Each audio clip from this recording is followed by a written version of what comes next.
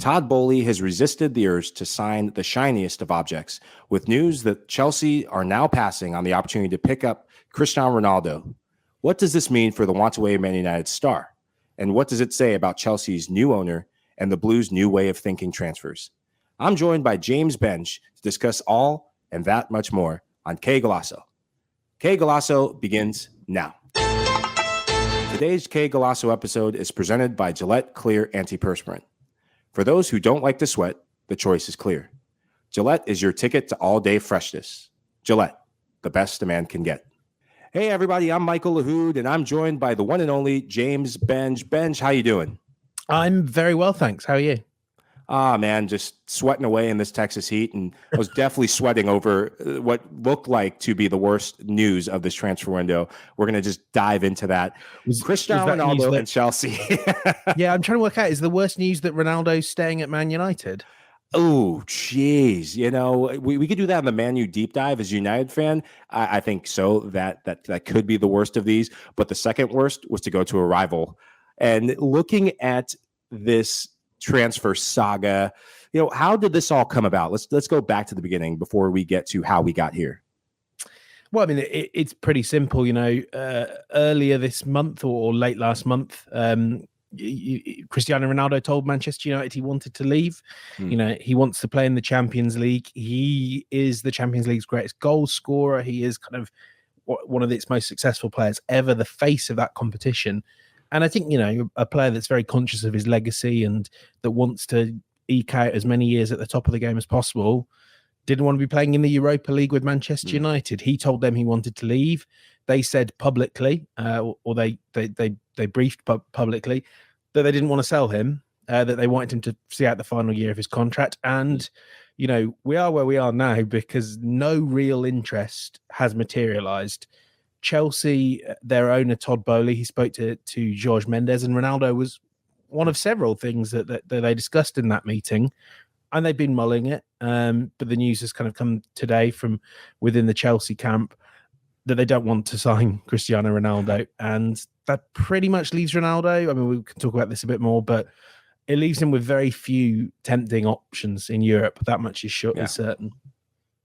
Well, if you're Jorge Mendes and Cristiano Ronaldo, do you see this as an opportunity to probably take advantage or possibly take advantage of Chelsea having a new owner and chairman? Yeah, there's certainly a degree to which you could believe that is the case, that, you know, that Todd Boehly, he is acting not just as chairman and not only as part owner, but interim sporting director. There is no structure at Chelsea. That will come. You know, they're working on getting a director of football, but I would be very, very, very surprised if he is in place by the end of this transfer window. So, you know, Todd Boehly doesn't know how European football works. He may well be attracted by stars. Any new owner will want to make a splash. So if you're Jorge Mendes, you do think, well, you know, let's talk to this guy. He's one of the few that can, I mean, also, he's one of the few players, one of the few clubs, one of the few chairmen that can afford Cristiano Ronaldo. We're talking £500,000 a week in wages. We're talking, you know, Manchester United will want some form of transfer fee.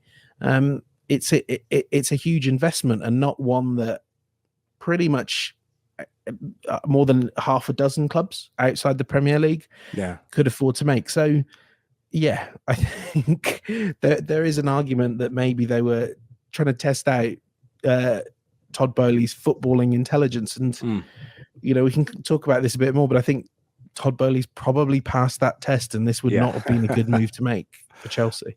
Yeah, when I think of a test like this, I'm so glad you said it in that way. I'm always doing song references and movie references, but any coming of age as an owner or as a businessman in a new sport or a new realm, these are the mini hurdles you have to get over. And, you know, Thomas Tuchel comes out as this is being decided, and ultimately Todd Boehly is the one who has to decide this. And he comes out and says, look, Ronaldo doesn't fit what I'm looking for. And Todd Boehly then has the opportunity to either you go with your new manager that you have that you're going to lean on quite a bit to understand the game, or you go against him, and there's friction already from day one. And as we talk about Thomas Tuchel's system, how would a Ronaldo fit in, or does he even fit in? Well, I mean, you're certainly right to mention Tuchel, because I think in the end, if he'd been in favour of this move, it wouldn't have shocked me if it had all happened. I have an idea about how this fits in, how Ronaldo would have fitted in. I just don't think anyone in the Cristiano Ronaldo camp would have liked to hear it. You know, what are Cristiano Ronaldo's great skills in 2022? He has this sort of magnetic attraction to the ball when it's dropping in the penalty area. You know, he still has these magnificent strikely instincts, deadly in the box. He has this sort of, you know, this narrative power, especially in the Champions League, where he just comes alive. You know, there's no lead, deficit is insurmountable when Cristiano Ronaldo is playing a Champions League game. But the guy does not press. He presses as frequently as a centre back. And as you can tell me, Mike, you know, you used to play professional football. Centre backs don't really press, do they? No, if your center back is pressing, you're losing by a lot. Yeah, strikers is quite nice. You know, in 2022, it is quite nice. Cristiano Ronaldo pressed last season less than any other attacking player in the Premier League. According to FB Ref, 6.5 pressures per 90 minutes. You know, I think I could press 6.5 times in 90 minutes, to be frank. It's about half as many as someone like Harry Kane, who we all think of as like, well, this guy doesn't do a huge amount of work off the ball anymore. And we all know Tuchel really values someone that works hard without the ball, that starts. You know, Chelsea defend as a unit, they attack as a unit. Having said that, imagine if he was on the bench. That was my only argument. And I'm not making this seriously, because you can't spend £500,000 on someone that you're bringing off the bench for the biggest games. Sorry, £500,000 a week. But that to me, at the best clubs in Europe, that is the role for Cristiano Ronaldo. If he wants to play for a team that might win the Champions League, he has to be a bench player. Wow. I can't wait for Des to clip this up, Des, our producer, and post this on social, and I am going to get.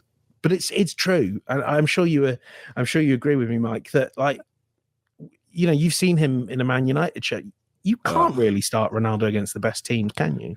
No. Well, you look at a lot of where his goals came from. God missing against Manchester City, Liverpool missing in action part 2, and really Tottenham, he caught them at a time when they were still just getting going against Antonio Conte. I wouldn't imagine he's under Nuno, actually. Oh, Nuno, yeah. Late with Nuno. Well, and that pre Antonio Conte, and even at that time when Antonio Conte came in, Spurs weren't this force that they ended up being towards the end of the season. And if he would have had the opportunity to get some of those chances, maybe he would have put them away. But against the top teams in the Prem, he didn't really show up in this first season. And Chelsea, when I look at transfers and systems, so there was a stat I remember looking at throughout last season, where I don't think he's ever scored against Chelsea. And Chelsea's always been known as a defensive, solid unit under Mourinho, all the way even more so through Thomas Tuchel. And if you're a player that's going to transfer into another team, you have to give them a reason to transfer you. You have to have been a prolific goal scorer against them, or just have lit it up in the Prem. What he did last year was amazing for his age, but against high quality opposition, I just don't think it was enough to see him getting over the line and seeing this deal done. Plus, the price tag is astronomical for I think Thomas Tuchel and the power. There's just so much going into this deal. But I'm right there with you, Benge. I think his goals and what he can give you in Champions League competition, sometimes you just can't overlook. Yes. Well, you can. I think you can. I mean, right. So he had by all accounts this fantastic individual season for Manchester United. Yeah. And he scored 18 goals in the Premier League. Yeah. And 18. Manchester United scored 20 something fewer with him in the team than they did without him. And there are plenty of reasons behind that are not Ronaldo's fault. But equally, kind of everything, the promise, and I remember writing this piece a year ago when I was kind of saying, I don't really think Ronaldo is going to solve the issues of this team, and I think it's a big risk. And the argument you would make in your head, and you would write, whether you were pro or anti this deal for Manchester United, you would still make the case that it's going to be good for the players around him to learn what it's like to work with him. Has it been good for Jadon Sancho, Marcus Rashford, Bruno Fernandes? Whether that's because they may have learned a lot off Ronaldo on the training pitch, but I did not see it get applied on the pitch. You know, this is a player that took I think they had United the previous season had about, I wrote this, but I haven't got it in front of me, but I think it was more than half a dozen players in the Premier League had more than 40 shots. Those numbers cratered, and it basically became a Bruno and Ronaldo were the only players getting a high number of shots. So I thought it's so often it inhibited Sancho. There are other reasons why Sancho wasn't a success, and you saw in the preseason friendly how much better he is with an overlapping right back. I don't think he helped Rashford to end his sort of spiral. I'm not sure anyone else was that much better. He is a magnetic, powerful force, and I think still, if he goes in the right team, in the right role, he can make positive impacts. But if he's a sort of foundational piece of your team, the last few years with Juventus and Real and Manchester United would suggest that at the moment, if your team is based around and your attack is based around getting the ball to Ronaldo, it's not going to be a title-winning attack in the Champions League or the Premier League or Serie A. Yeah, I agree with that. And this could be the humbling pie that he gets this transfer window if just no one really wants him and he's a one-away striker that has to go back to United, and it becomes this struggle between he and Ten Hag trying to court him. So I ask you this. The choice is clear, presented by Gillette. And is the choice clear for Cristiano Ronaldo? Should he stay? Should he go? And if so, where? For me, the choice is pretty clear, and he should stay. I think right now, he is kind of at risk of burning through a lot of goodwill from the only, for one of the clubs that holds him in the absolute highest regard. You see that Manchester United fans are already frustrated to see that kind of he doesn't want to stick around. And obviously we were told when Ronaldo joined a year ago and when he supposedly rejected Manchester City to join, we were told that there was this emotional pull. And if that emotional pull is so strong, do you really not want to help Manchester United improve? Do you not want to be a force for good under Erik ten Hag and to kind of lead this rebuild? I know that I understand the desire to be selfish, to maximize your career. He has worked so hard over his career and he's entitled to try and get the best out of it. But I'm sorry, Cristiano, that there is not that move available. I will add one caveat, one move that I could see, because it is a combination of, or it's a club that is so obsessed, that is so unreliable in the transfer window right now. And it would burn a lot of goodwill with another of the clubs that considers him a legend. The only team I can imagine taking Cristiano Ronaldo and paying him huge wages is Barcelona. No way. Look at what they're doing. I mean, Robert Lewandowski's a much better player. He's much better right now. And clearly, but, I'm looking for a team that's got money and Barcelona are acting like a team that has money. I'm looking for a team that is obsessed with star power, doesn't necessarily think that much about building their squad with a plan in mind. That's Barcelona, baby. Sign him up. Man. Ben, our producer Des Norris, saying, "Don't you dare say Barcelona." He was one step ahead of you in that. I for a split second, I thought you were going to say Arsenal, and I was like, "What?" Because you teed it up Not with the bench roll, backing up Gabriel Jesus. I thought maybe a little London under the bright lights of the Emirates. Thought you're going that direction, but Barcelona, wow, that would be the blockbuster. You talk about the entire city, the entire region of Catalonia burning down overnight. That would definitely be a new chapter in Cristiano Ronaldo's legacy. I agree with you that the choice is clear.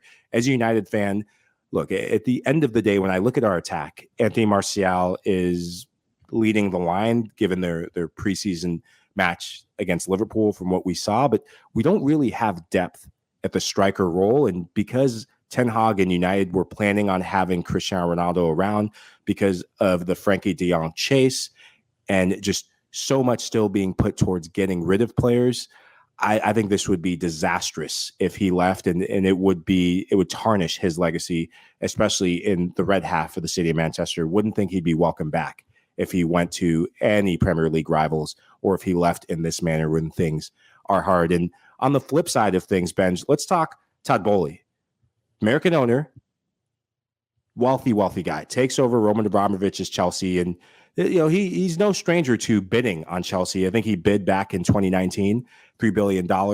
Obviously, it wasn't the right time, but because of things off the field, the war in Ukraine forces Chelsea in Abramovich's hand, and he is the newest owner in the Premier League with American backgrounds. How would you assess his job as a chairman / sporting director, as you described, at Chelsea so far? I'm going to cop out and say it's much too early to say, because at the moment I'm struggling a little bit to get my head around kind of where they're at. And I think that's on and off the field. And to an extent, that is understandable, because when we look at the context of what led us to Todd Boehly's ownership, as you were explaining there, Mike, these are pretty unprecedented circumstances. It's not just Roman Abramovich that's left as well, but, the likes of Petr Cech has left, Marina Granovskaya, Bruce Buck. And, Chelsea are going to try and build out a best-in-class, was what I was told, best-in-class back office. But it doesn't exist yet, and you can't do that quickly, whether because the people you want are at other clubs or they want to take time to think it through. It just doesn't happen overnight.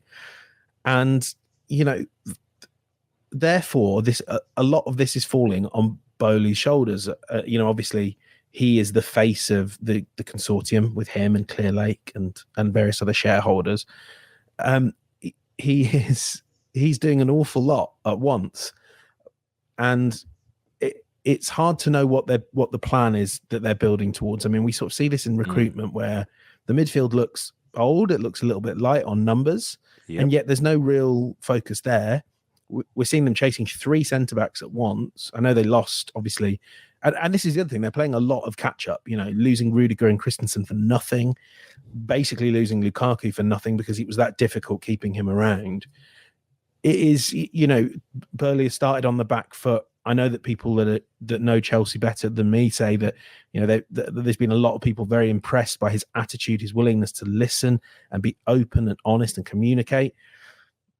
But, he has come in at a very tough time. And I think for now, actually the fairest thing to do is just go, take some, let's not assess him. Let's see where he is, maybe not even at the end of this window.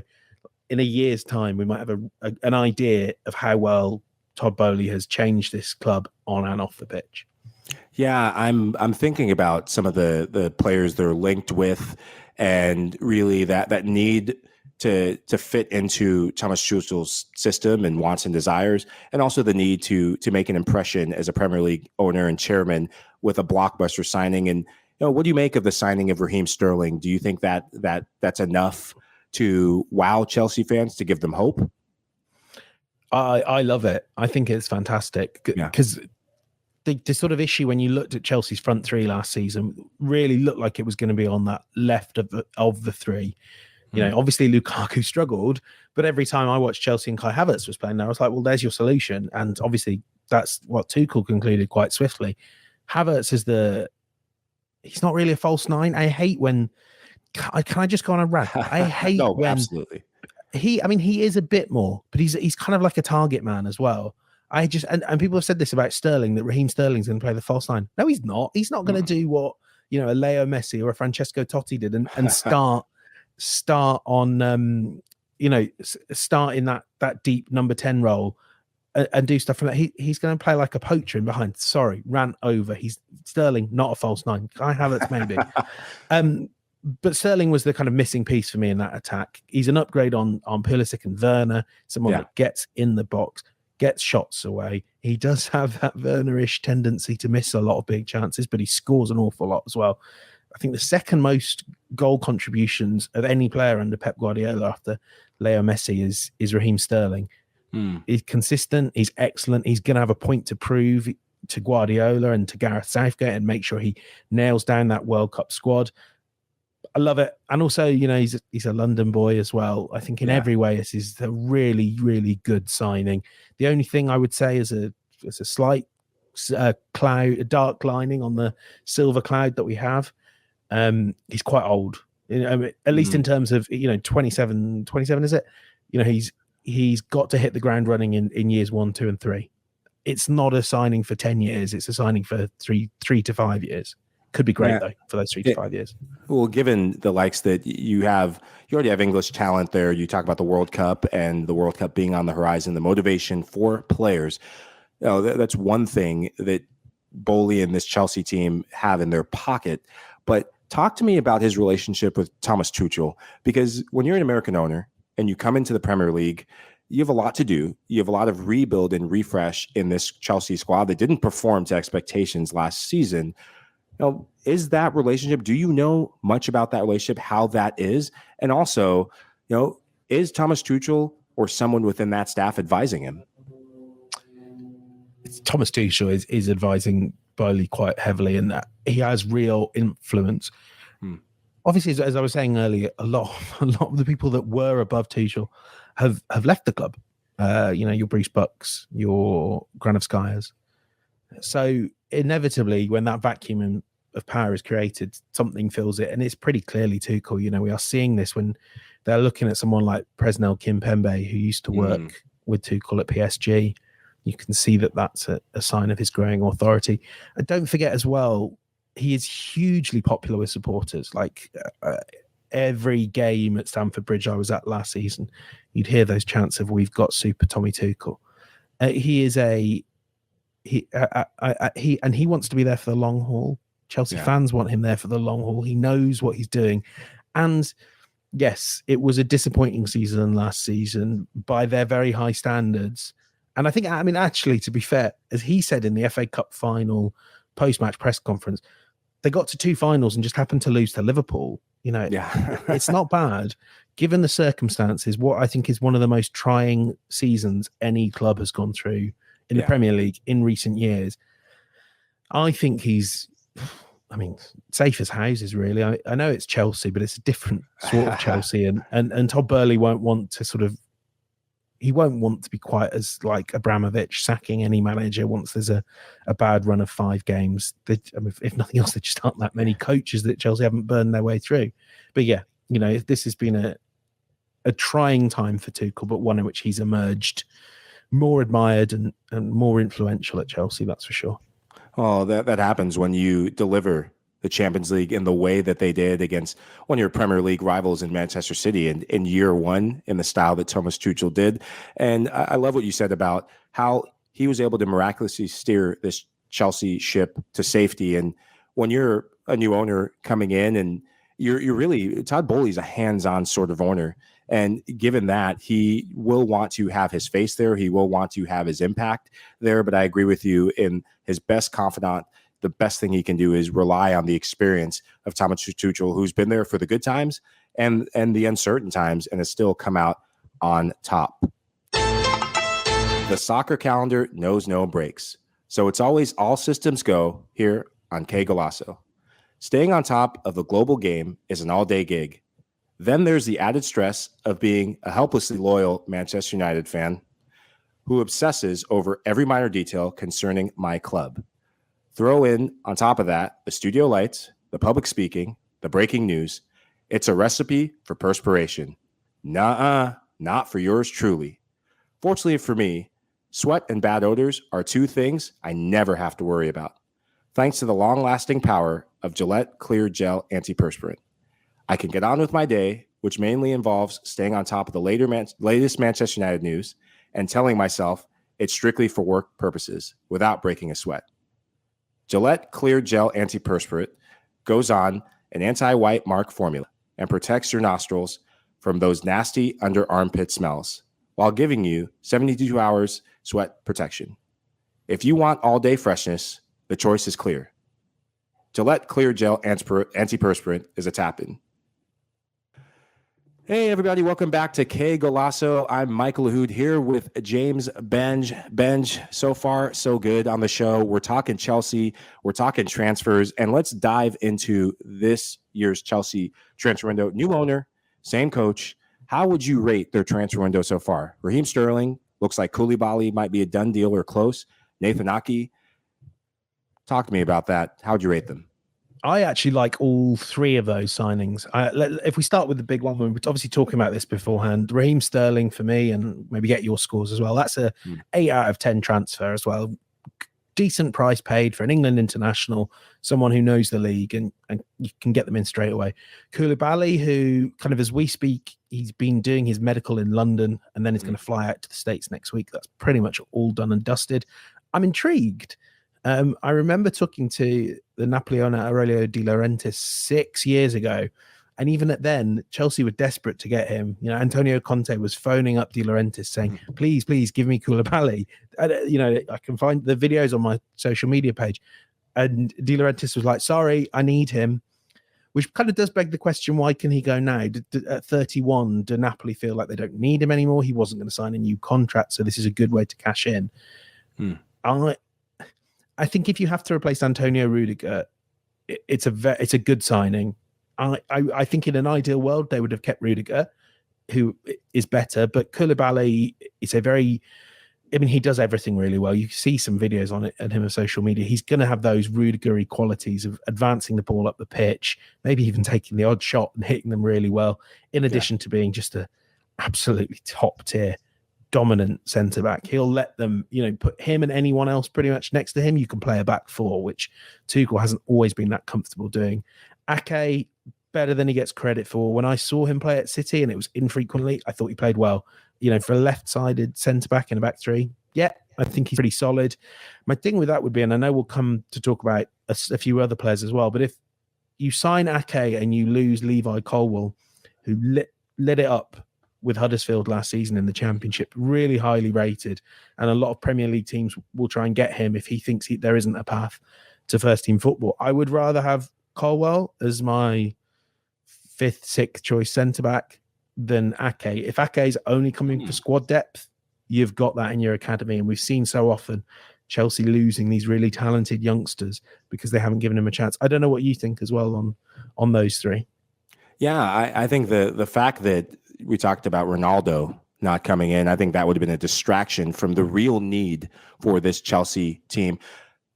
Koulibaly, I love. He's won the AFCON recently, captained the team to victory. And in that run-in the tournament, the fact that he stepped up in big games, he tends to step up for Napoli.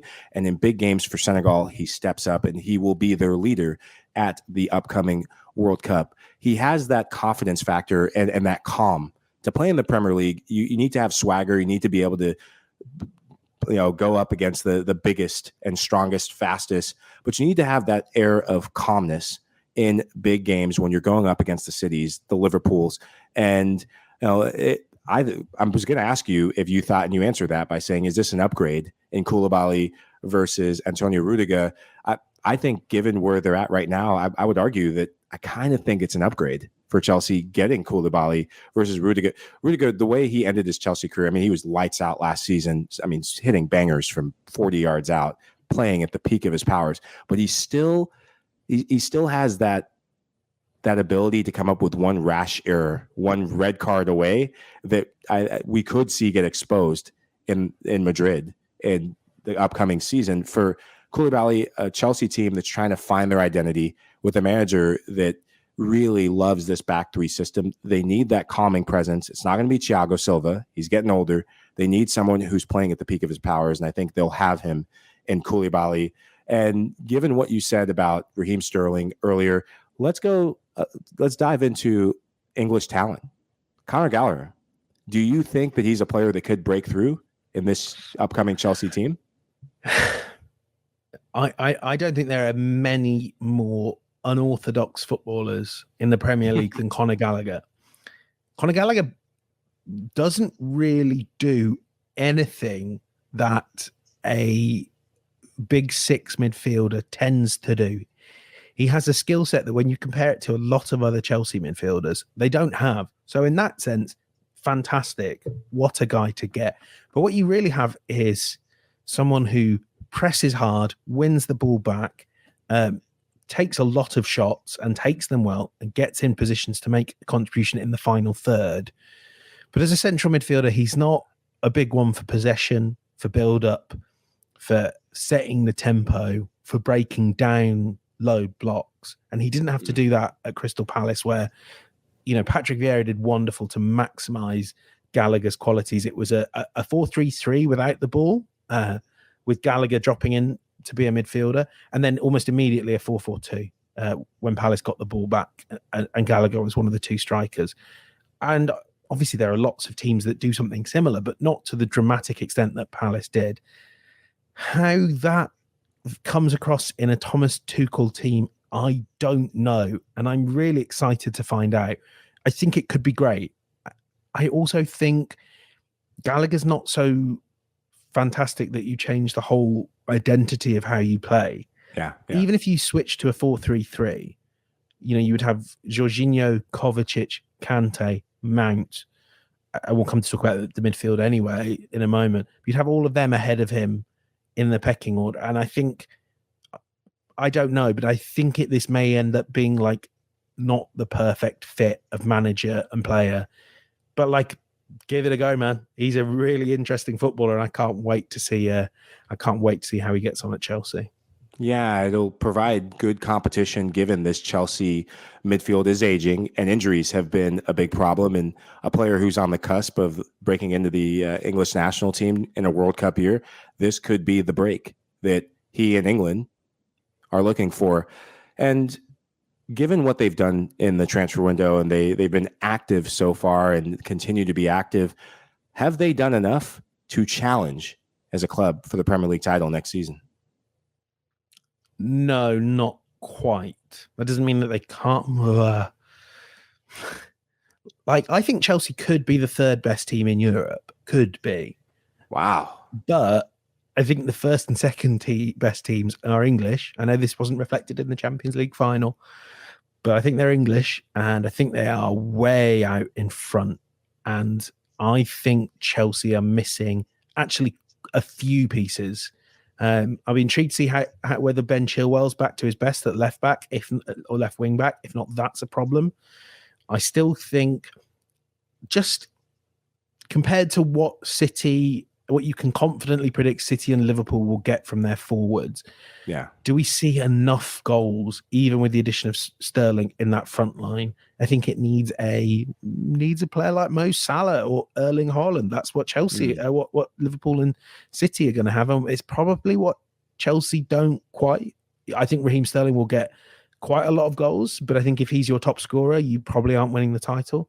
The big thing for me, though, is midfield. I think Jorginho, N'Golo Kanté getting older, getting more, in Conte's case, getting injured more. Jorginho was never the best defensively, and I think that started to get found out last season.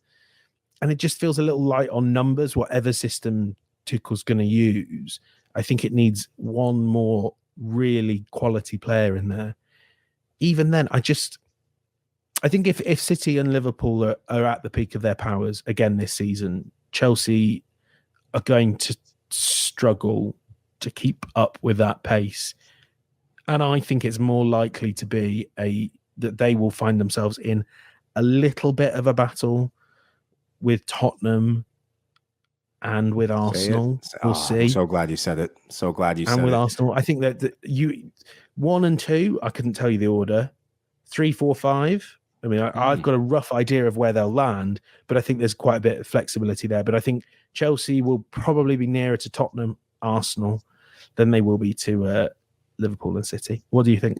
Yeah, I wholeheartedly agree with you. I think this Chelsea team, unless they do wonders, in particular in midfield, they could miss out on top 4. I pick your Arsenal team and also Tottenham, given they've been very active and they've had depth. They have a lot of depth now in that system that Antonio Conte wants to run. In that middle of the park, contract situations is what worries me about Chelsea. Jorginho's contract is going to be up. N'Golo Kante contract is going to be up. And given that there's no commitment from the club, there's no commitment really from the players. I know Jorginho came out and said that he wants to stay at Stamford Bridge, but why not go for a younger midfielder? Why not go somewhere like Portugal or France, where you have young talent that's up and coming that can fit into that counterattacking, high-pressing defensive shell and really springboarding into free-flowing attack? And also, given in the attack, the need for a striker, it looks like Kai Havertz will be that person unless Thomas Tuchel is implored Todd Boehly and the board that is to go after Robin Lewandowski and the uncertainty of his career. That's a big gamble, and that's a big gamble to put all your chips in for a player that's clouded in uncertainty. Will he be able to leave Bayern or not? And he's still under contract. So I worry about this Chelsea team still going into next season. Yeah, I agree. I also think we do have to kind of remember that it didn't all the instability, all the turbulence, it doesn't all stop when Yeah. Roman Abramovich sells the club. There is a whole new organization, a new identity to Chelsea, and that needs to bed in. That will take time. There will be like hiccups along the way. I've got no doubt of that. And I think in the end, Chelsea have all those sort of inbuilt advantages that any other kind of Premier League or any other member of the Big Six do. Huge revenue, Champions League money coming in, quality players, great academy. They got all those things, so they will be fine. But I think maybe even in this stage of the summer where we love to talk about, everyone's got a chance of the title, maybe this summer we kind of need to think about it as a reset point for Chelsea, and that it might be 2 years maybe before they're back up to where they were when they were winning the Champions League final. I mean, hey, who knows? They've got a world-class manager. They could achieve anything, especially in cup competitions. But I think 38 games of the Premier League might show us that they're a little way off Liverpool and City.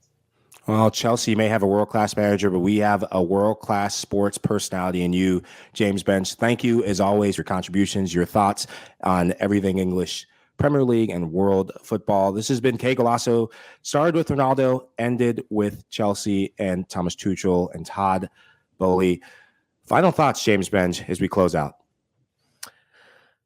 I'm very intrigued to find out who the Saudi Arabian club are that are offering Cristiano Ronaldo what sounds like all the money in the world. I would not be doing that if I was Ronaldo. I think he's still got, and I'm sure he still feels he has a point to prove in Europe. I mean, the reason this guy is one of the greatest of all time is because he always feels like he's got a point to prove to someone. And I don't doubt he'll feel like he has a point to prove against Chelsea when he runs up against them in whatever club colours it might be. Yeah, I'm interested to see what Ronaldo does and where his mentality shifts to, because that relationship with he and Manchester United as a whole is going to need to be repaired, where this Chelsea offer and attempt has been rejected.